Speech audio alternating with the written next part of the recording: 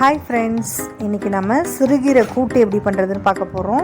இதுக்கு தேவையான பொருட்கள் என்னென்னு பார்த்துக்கலாம். வெங்காயம், தக்காளி, தேங்காய், பூண்டு, ஒரு பச்சை மிளகாய், கொஞ்சமாக பச்சை பருப்பு வேக வச்சு எடுத்து வச்சுருக்கேன், நல்லா மசிச்சு.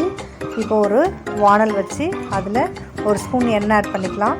கடுகு போட்டு கடுகு பொரிஞ்சு வந்ததும் வெங்காயத்தை ஆட் பண்ணி நல்லா வதக்கிக்கலாம். வெங்காயம் நல்லா வதங்கினதும் தக்காளி ஆட் பண்ணி நல்லா வதக்கிக்கலாம். நல்லா தக்காளியும் வதங்கி வந்ததும் ஒரு பச்சை மிளகாய் போட்டு வதக்கி கொஞ்சம் கல்லுப்பு போட்டு நல்லா வதக்கிக்கலாம்.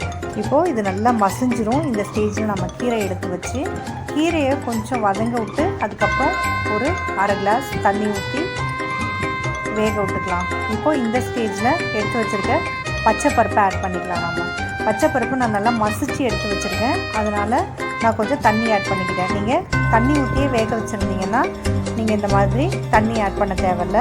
கூட்டு அப்போ தான் கெட்டியாக இருக்கும். இந்த நேரத்தில் தேங்காய் பூ துருவி போட்டு கொதி விட்டு இறக்கணுன்னா சிறுகீரை கூட்டு ரெடி.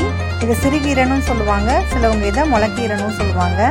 சூப்பராக நம்மளுக்கு கூட்டு தயாராகிடுச்சு. இதுக்கு நான் என்ன சைட் டிஷ் பண்ணியிருக்கேன் அப்படின்னா பீன்ஸ் பொரியல் தான் பண்ணியிருக்கேன். இந்த பீன்ஸ் பொரியல் எப்படி பண்ணுறதுன்னு பார்க்கலாம். பீன்ஸை கொஞ்சம் பெருசு பெருசாக கட் பண்ணி எடுத்துக்கலாம்.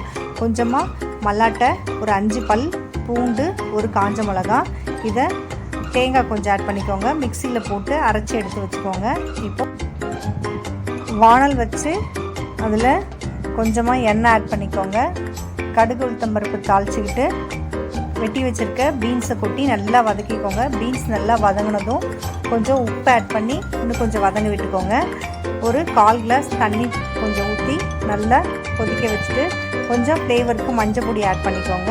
இப்போது நம்ம அரைச்சி வச்சுருக்க இந்த தேங்காய் விழுதை இதில் சேர்த்து நல்லா கிண்டி விட்டோன்னா சூப்பரான பீன்ஸ் பொரியல் தயார். இந்த மாதிரி ஒரு டைம் ட்ரை பண்ணி பாருங்கள். பீன்ஸ் சாப்பிடாதவங்க கூட சூப்பராக பிள்ளைங்க சாப்பிட ஆரம்பிச்சிருவாங்க. இப்போது கொஞ்சம் கொத்தமல்லி இலை தூவி இறக்கணுன்னா சுவையான பீன்ஸ் பொரியல் ரெடி. இது ரசத்துக்கு பெஸ்ட் காம்பினேஷன்.